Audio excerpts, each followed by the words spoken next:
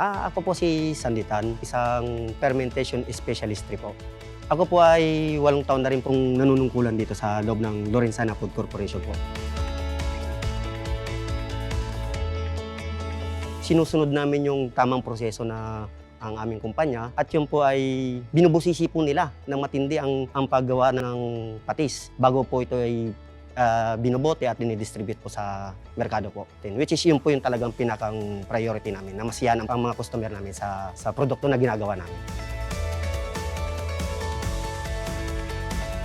Pagsasalting po, ferment, and then yung pag ito pa'y inani na namin at naibote at dumaan po sa masusing pagsusuri ng mga QA po at mga specialist po bago ilabas sa merkado sa iba't ibang panig po ng pulo dito sa Pilipinas o sa ibang bansa, ayun po yung nakaka-proud po.